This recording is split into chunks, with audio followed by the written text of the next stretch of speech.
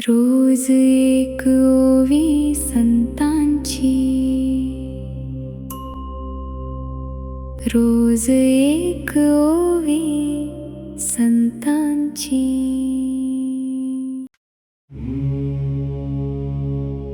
क्षेत्र आणि क्षेत्रज्ञाते जाणणे जे निरुते, ज्ञान ऐसे तयाते मानू आम्ही. नमस्कार. रोज एक ओवी संतांची या माझ्या मालिकेमध्ये पुन्हा एकदा सगळ्यांचं मनपूर्वक स्वागत. अतिशय उत्तम प्रतिसाद आपण देत आहात.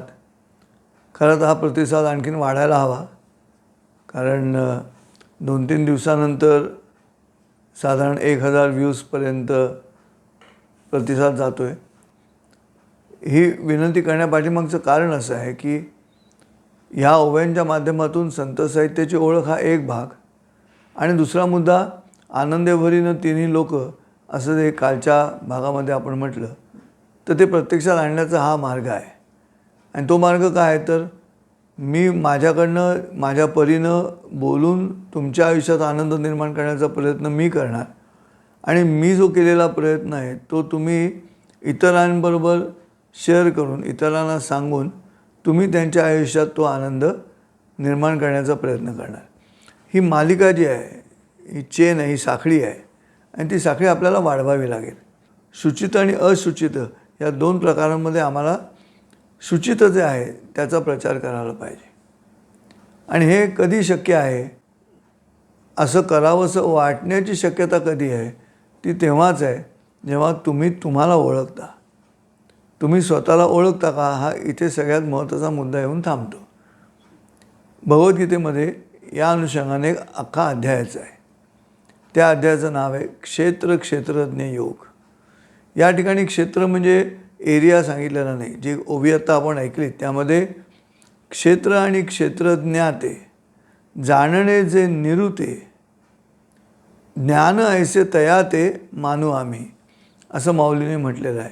ज्ञान आहे कुठे नेमकं?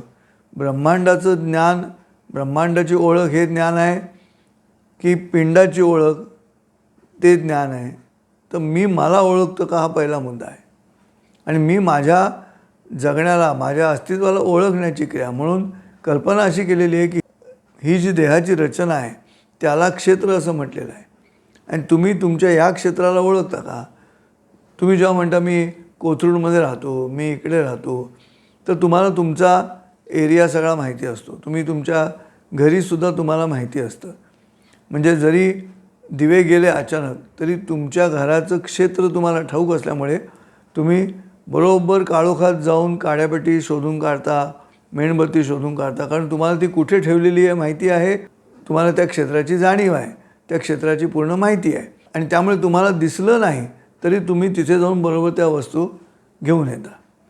हे क्षेत्रज्ञाची जी कल्पना आहे ती ही आहे. तसं माझ्या शरीरामध्ये मला माझ्या गोष्टी ठाऊक आहेत का? त्या गोष्टी ठाऊक होण्याची क्रिया ज्या दिवशी घडेल त्या दिवशी तुम्हाला माऊलींच्या अभंगाचा अर्थ कळेल.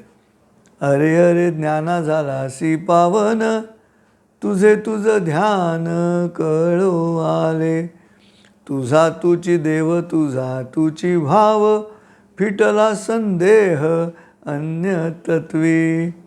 काय सुंदर कल्पना आहे. माझं मला ज्ञान होण्याची क्रिया. अरे अरे ज्ञाना झालासी पावन, तुझे तुझं ध्यान कळू आले. मला माझं ध्यान करण्याची क्रिया. ध्यान हा शब्द आपण 2 प्रकारे वापरतो. काय ध्यान आहे असे आपण एखाद्याला हिणवण्यासाठी म्हणतो, पण म्हणजे काय, मला माझी ओळख आहे का, हाच मुद्दा आहे. आणि म्हणून तुझा तुची देव तुची भाव ही जी कल्पना आहे ती मन गुरु आणि शिष्य करे आपुलेची दास्य, प्रसन्न आपण असं गती अथवा अधोगती या जगद्गुरूंच्या अभंगामध्ये म्हटल्याप्रमाणे आहे. म्हणून हे क्षेत्र ठाऊक असलं पाहिजे. मला माझ्या उणीवा ठाऊक पाहिजेत, त्याच्यावरती चिंतन केलं पाहिजे. मला माझे गुणधर्म ठाऊक पाहिजेत, त्याच्यावरती चिंतन केलं पाहिजे. व्यक्ती म्हणून जगत असताना स्वतःच्या अभिव्यक्तीचा विचार करणं, तिथे तुमच्या लक्षात येतं की तुम्ही क्षेत्रज्ञ आहात. आपली कुवत कळली पाहिजे आपल्याला. ती कुवत जर आपल्याला आपली कळली नाही तरी अडचण आहे श्रोतेहो. आणि म्हणून अर्जुनाला त्याची कुवत कळण्यासाठी म्हणून जो सल्ला दिला जातो आहे, जो उपदेश केला जातो आहे, त्या उपदेशामध्ये हा मुद्दा आहे की तो क्षत्रिय आहे, तो धनुर्धर आहे, तो उत्तम धनुर्धर आहे. मग त्याची लढण्याची कुवत त्याला कळत नाही आहे आणि म्हणून तो म्हणतो मी लढत नाही. ही जी स्थिती आहे ती स्थिती घालवण्यासाठी म्हणून या अध्यायाचा विनियोग केलेला आढळतो. आणि म्हणून क्षेत्रज्ञ, आता मी माझं शरीर मला कळलं, मी माझ्या शरीराचा क्षेत्रज्ञ झालो, पण संपूर्ण पृथ्वीचाच, संपूर्ण ब्रह्मांडाचाच क्षेत्रज्ञाचा जो मुद्दा आहे तो कोण आहे? तर तो परमेश्वर आहे, तो विधाता आहे.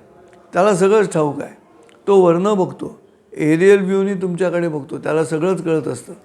आणि म्हणून श्रीकृष्णांनी जे सांगितलं ते माऊलींनी या ओवीच्या माध्यमातून समजावायचा प्रयत्न केलेला आहे.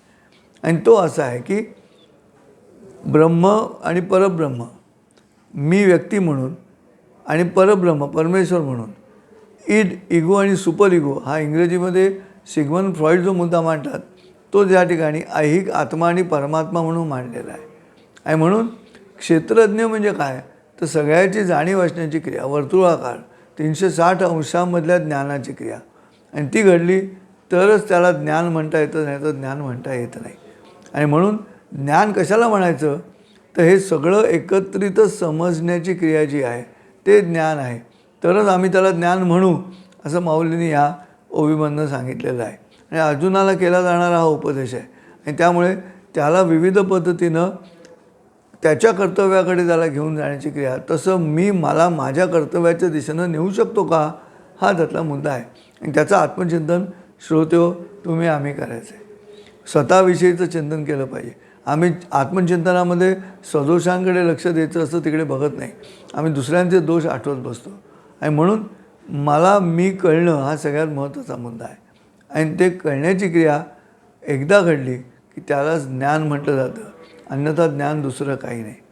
आणि म्हणून ही जी ओवी आहे, क्षेत्र आणि क्षेत्रज्ञ, ते जाणणे जे निरुते, उलगडून सांगण्याची क्रिया. निरुते म्हणजे समजावून सांगण्याची क्रिया, स्पष्ट करून सांगण्याची क्रिया.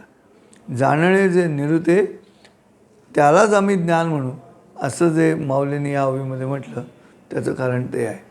आता चिंतन करा, तुम्हाला ओळखता का? तुम्ही मला ओळखता, पण तुम्हाला ओळखता का? मी मला ओळखतो का? हाच मुद्दा आहे.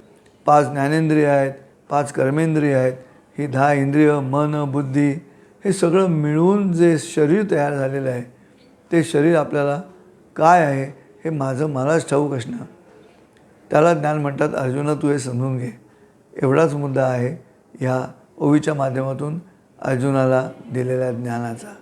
असो, पुन्हा भेटू उद्या पहाटे 5 वाजता नवीन ओवीसह. पण तोपर्यंत चिंतन करा की तुम्हाला ओळखता का? आणि जर ओळखलं तर मग तुझं ध्यान नाही, तुझं ध्यान कळवाल. रामकृष्ण हरी. रोज एक ओवी संतांची, रोज एक ओवी संतांची.